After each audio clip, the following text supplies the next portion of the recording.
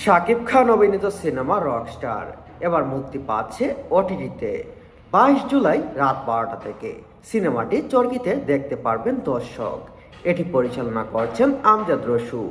ওটিটিতে মুক্তির প্রসঙ্গে পরিচালক বলেন, সিনেমাটি প্রেক্ষাগৃহে এরই মধ্যে অনেক দর্শক দেখেছে। এবার ওটিটি প্ল্যাটফর্মের মধ্যে দেশ বিদেশের দর্শকদের দেখার সুযোগ তৈরি করে দেওয়া হবে। ওটিটিতে মুক্তির মাধ্যমে আর্থিক সংখ্যক দর্শকের কাছে পৌঁছাবে বলে আশা জানান নির্মাতা। চরকির পরিচালক নির্বাহী কর্মকর্তা রেদওয়ান রনি বলেন, প্রেক্ষাগৃহে ও ওটিটি সম্মতিতে সিনেমাটি ইন্ডাস্ট্রিকে এগিয়ে নিয়ে প্রেক্ষা ভূমিকা রাখছে বলে মন্তব্য করেন। কন্টেন্টকে সর্বোচ্চ সংখ্যক দর্শকের কাছে নিয়ে যেতে সাহায্য করে এই চরকি।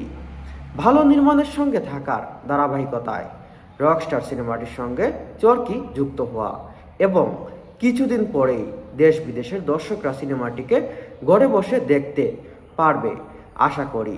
দর্শক